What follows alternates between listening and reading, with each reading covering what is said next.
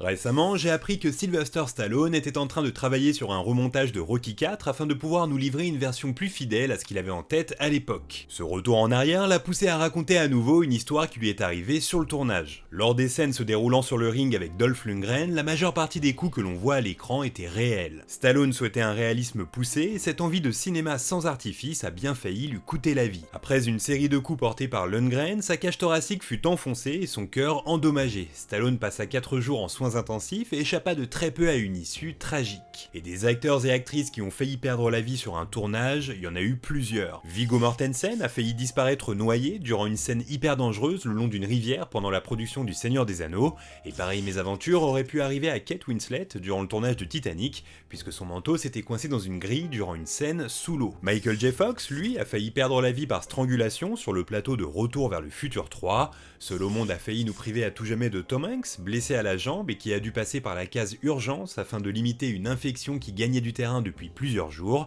Jim Caviezel, lui, fut carrément frappé par la foudre en plein milieu de la Passion du Christ, avant de s'en sortir par miracle, et enfin Tom Cruise, quant à lui, a été à deux doigts de perdre sa tête durant une scène de combat au sabre sur le tournage du Dernier Samouraï. Vous l'aurez compris, jouer la comédie est un métier qui peut s'avérer être très dangereux. Dans cet épisode, on va se pencher sur les acteurs et actrices qui n'ont malheureusement pas eu la chance de ceux et celles que je viens de citer, et plus globalement, on va s'intéresser aux dommages collatéraux que cela engendre sur une production en cours. Bienvenue dans Split.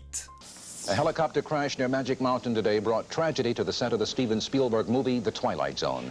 Actor Vic Morrow and two small children were killed when the chopper came down as they were shooting a war scene. Ce terrible événement date d'il y a 39 ans et pour comprendre son histoire, il faut revenir un peu en arrière. Le 2 octobre 1959 apparaît pour la première fois sur les écrans américains une série qui va rapidement devenir culte, La Quatrième Dimension. Créée par Rod Serling, que vous connaissez physiquement puisqu'il a accueilli pas mal d'entre vous à l'intérieur de l'attraction Tower of Terror à Disney, cette série fantastique et de science-fiction est considérée comme l'une des plus créatives de l'histoire. Elle a fait rêver et a inspiré bon nombre de grands réalisateurs, dont Steven Spielberg, qui à l'orée des années 80 décide de coproduire une adaptation cinématographique. L'idée est séduisante, découper le film en 4 petites histoires, chacune mise en scène par un réalisateur différent. En plus de Spielberg, sont donc embarqués dans l'aventure Joe Dante, qu'on connaît pour les Gremlins, George Miller pour Mad Max, et enfin John Landis pour les Blues Brothers, entre autres. Et c'est justement le segment de ce réalisateur qui est au centre de cette sombre affaire. Inspiré en partie d'un épisode de la série se déroulant durant la guerre du Pacifique, il raconte l'histoire d'un homme qui ne tolère personne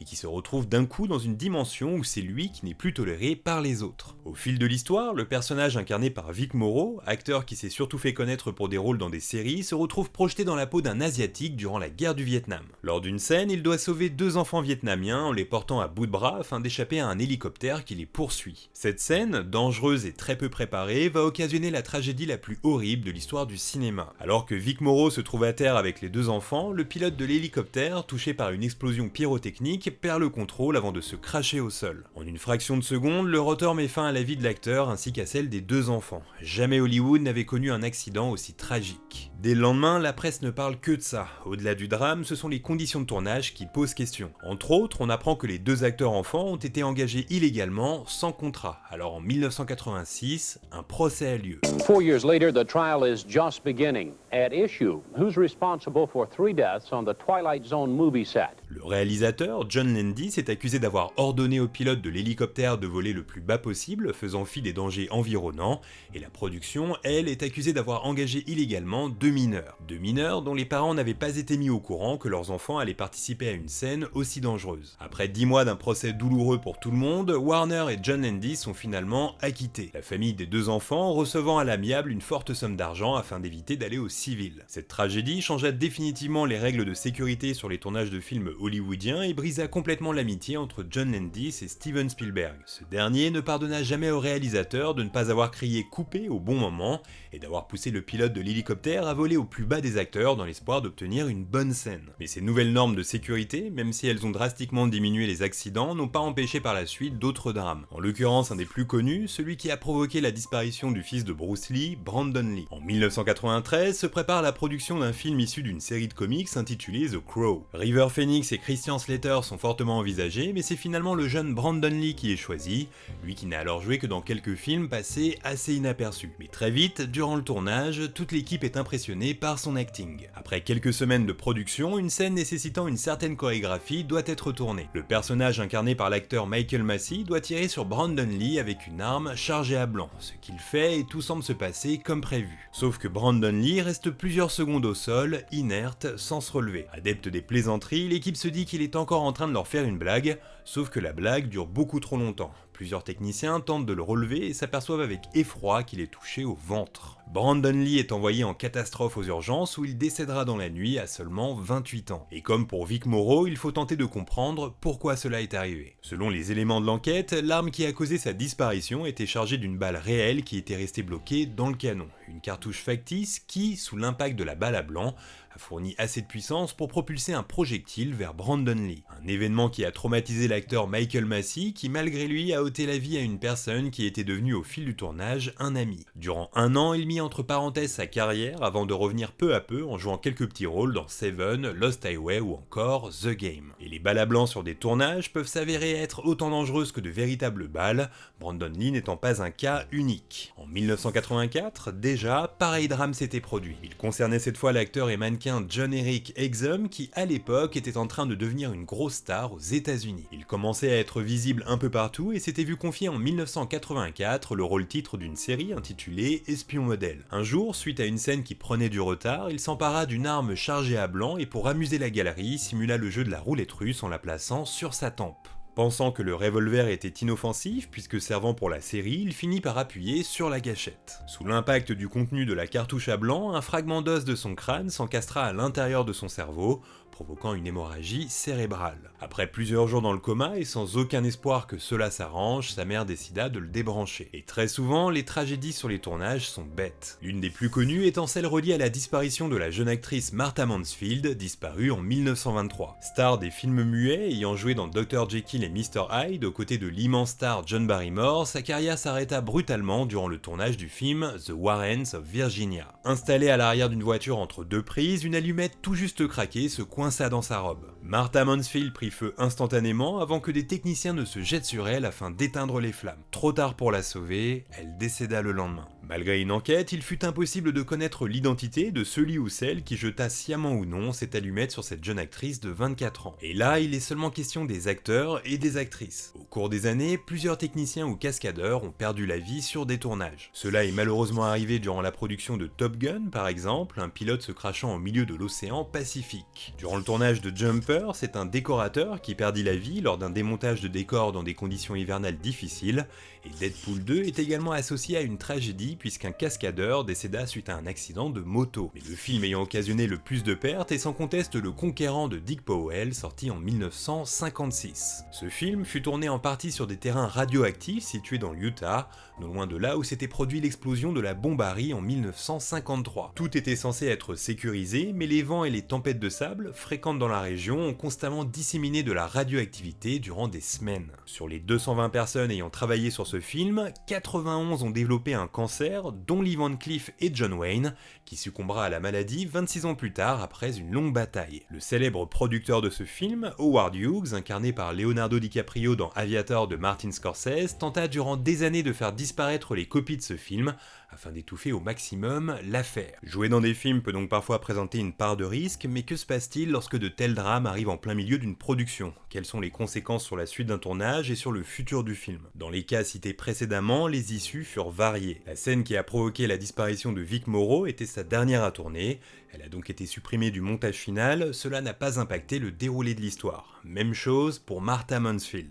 John Eric Exum, lui, fut remplacé dans la série par un autre acteur, les scénaristes inventant une disparition soudaine. Et la tragédie liée à Brandon Lee a nécessité une rallonge de budget de 15 millions de dollars car il restait beaucoup de scènes à tourner. Afin de terminer le film comme s'il était encore là, une doublure fut souvent utilisée et des trucages ainsi qu'un long travail de numérisation, prouesse rare à l'époque, permirent à ce film de sortir au cinéma sans que l'on se doute un seul instant que Brandon Lee avait encore plusieurs scènes à jouer. Car si des acteurs et actrices ont perdu la vie sur un tournage, d'autres ont disparu durant la production d'un film. C'est le cas par exemple de Heath Ledger, quelques mois après sa prestation formidable dans The Dark Knight. Engagé sur le film L'Imaginarium du Dr Parnassus, il disparaît à 3 semaines de la fin du tournage, victime d'une intoxication liée à une grosse prise de médicaments, à seulement 28 ans. Le réalisateur, Terry Gilliam, refusa d'utiliser des stratagèmes et décida de modifier le scénario en engageant 3 acteurs pour incarner son personnage, Johnny Depp, Jude Law et Colin Farrell. Les cachets de ces 3 acteurs seront par la suite intégralement reversés à la fille de Heath Ledger qu'il a eue avec Michelle Williams. C'est également la prise de médicaments abusifs qui a empêché Marilyn Monroe de terminer son dernier film, Something's Got to Give, réalisé par George Cukor. Là, pour le coup, il fut décidé qu'il n'y avait plus aucun intérêt à terminer ce film, faisant de lui une des œuvres inachevées les plus célèbres de l'histoire du cinéma. En 2001, une version écourtée fut diffusée à la télévision américaine avant de sortir en DVD. La prise de médicaments, cette fois associée à la drogue, nous a malheureusement privé de l'un des plus grands acteurs qu'Hollywood ait connu, à savoir Philip Seymour Hoffman. Au moment de sa disparition, il lui restait une semaine de tournage à boucler pour le deuxième Hunger Games. La production décida d'apporter des modifications au scénario et dégagea un budget supplémentaire afin de s'en remettre à des effets digitaux, chose qui n'était pas possible en 1981 lors de l'énigmatique disparition de l'actrice Natalie Wood. En plein tournage du film Brainstorm, elle s'accorde un moment de répit sur son yacht en compagnie de son mari, Robert Wagner, que l'on connaît principalement pour son rôle dans la série Pour l'amour du risque, et de l'acteur Christopher Walken. Après une soirée bien arrosée, Natalie Wood se noie au large de l'île de Santa Catalina. Les circonstances de sa noyade restent encore à ce jour très floues puisque son corps fut retrouvé le lendemain couvert d'hématomes. L'enquête a été réouverte en 2011 et de l'avis de plusieurs personnes proches de l'affaire, l'acteur Robert Wagner reste à ce jour le suspect numéro 1. Je vous laisse vous renseigner sur cette enquête. Toujours est-il que la disparition de Natalie Wood est donc arrivée durant la production du film Brainstorm. Une sombre affaire qui arrangea la MGM puisque la société de production en profita pour mettre un terme au tournage qui était depuis le départ houleux sous bien des aspects et qui était sujet à plusieurs problèmes financiers. Douglas Trumbull, le réalisateur du film, ne lâcha rien et lutta durant 2 ans pour que ce film se termine et voit enfin le jour. Et très souvent, ce sont les scénaristes qui luttent pour modifier le scénario à quelques semaines de la clôture du tournage. Situation qui est arrivée durant la production du film Gladiator, lorsque l'acteur Oliver Reed décéda d'une crise cardiaque dans un pub de la Valette à Malte, alors qu'il lui restait plusieurs scènes à jouer. Selon les personnes présentes ce soir-là, il aurait succombé après avoir remporté un bras de fer face à plusieurs membres de la Royal Navy. Sa disparition occasionna des changements dans le scénario ainsi qu'une rallonge de 3 millions de dollars dans le budget afin de greffer numériquement son visage sur le corps d'une doublure. C'est également la crise cardiaque qui malheureusement emporta l'acteur John Candy. Hyper connu aux États-Unis, un peu moins en France, il est chez nous célèbre pour avoir joué dans Maman j'ai raté l'avion ainsi que dans le film Rasta Rocket. D'ailleurs, pour ceux qui ne sont pas familiers avec cet acteur, je vous conseille de regarder le film Un ticket pour deux réalisé par John Hughes, dans lequel il forme un duo inoubliable avec Steve Martin. Et sa disparition, à 43 ans seulement, est hyper triste. John Candy était connu pour être un type très sympathique et il ne dérogea pas à la règle durant le tournage de son dernier film, Pionnier malgré eux. À quelques jours de la fin de la production, il prépara des lasagnes à toute l'équipe du film avant d'aller se coucher. La crise cardiaque l'emporta durant la nuit et les quelques scènes restantes n'ont tout simplement pas été filmées, le scénariste s'arrangeant pour modifier légèrement le scénario. Et parfois, c'est l'inverse qui arrive, comme avec le célèbre acteur Bela Lugosi. Célèbre puisqu'il est le premier et le plus emblématique des Dracula. En 1956, alors que sa carrière était sur le déclin malgré son statut d'immense star, il tourna quelques scènes sous la direction de Ed Wood afin de jouer dans un énième film de vampire. Hélas, une crise cardiaque le frappa en plein milieu, l'empêchant de terminer le film. Et ce qui est incroyable dans cette histoire, c'est que le réalisateur Ed Wood ne fit pas appel à des scénaristes pour modifier le scénario. Il intégra tout bonnement quelques rushs de ce film dans un autre qui n'avait rien à voir, le célèbre film de science-fiction Plan 9 from Outer Space. Film qui est considéré comme l'un des plus mauvais de l'histoire du cinéma. Ce qui fait qu'on voit à l'écran des passages dans lesquels joue Bela Lugosi alors qu'à la base ça n'avait rien à voir et que c'était prévu pour un autre film. Un exemple parmi d'autres qui justifie le titre de pire œuvre cinématographique de tous les temps, même si cette palme est un peu exagérée. En tout cas, plus les années passent et plus il est simple de remplacer des acteurs décédés en plein milieu d'un tournage. Ce fut le cas en 2013 suite à la disparition tragique de Paul Walker en plein milieu de la production de Fast and Furious 7. Côté passager à bord de sa Porsche, son véhicule s'encastra contre un arbre alors qu'il revenait d'un gala de bienfaisance. Durant plusieurs semaines, le tournage du film cessa et fut même à 2 doigts d'être annulé au vu des nombreuses scènes qu'il restait encore à tourner avec Paul Walker. Finalement, les scénaristes apportèrent plusieurs modifications au script et la production fit appel aux 2 frères de Paul Walker afin de les faire jouer dans le film, leur visage étant à chaque fois retouché numériquement en post-production. Et aujourd'hui, cette pratique est devenue un vrai débat. On a pu l'observer suite à la disparition de Carrie Fisher en 2016. L'actrice s'apprêtait à jouer dans l'épisode final de la dernière trilogie Star Wars, épisode dans lequel elle devait jouer un rôle plus important que dans les deux précédents. Un véritable casse-tête pour les scénaristes. Puisqu'il a très vite été décidé que son visage n'allait pas être recréé numériquement pour jouer plusieurs scènes, J.J. Abrams utilisa des rushs non utilisés du Réveil de la Force, une équipe se chargeant de créer visuellement une tenue ainsi qu'une coiffure en phase avec le dernier volet. Un mélange entre éléments réels et virtuels bluffant, laissant l'impression que Carrie Fisher a bel et bien joué dans l'ascension de Skywalker. Car l'univers Star Wars a créé en 2016 un débat hyper intéressant en recréant numériquement le visage de l'acteur Peter Cushing décédé en 1994 pour le film Rogue One. Plusieurs personnes ont trouvé ça génial quand d'autres se sont offusqués arguant que c'était une insulte à la mémoire de l'acteur. Acteur qui peut-être n'aurait pas souhaité que son visage soit réutilisé des années après sa disparition s'il avait su que la technologie le permettrait. C'est donc la question que je pose, niveau éthique, est-ce une bonne chose de faire renaître des acteurs ou des actrices des années plus tard sans leur aval ou alors avec celui de leur famille ? Car là où les disparitions en plein milieu d'une production posaient problème il y a encore quelques années, il semble qu'aujourd'hui la technologie soit capable de tout remplacer, même l'émotion. Je vous laisse donc répondre à cette question, vous venez de regarder Split, bye.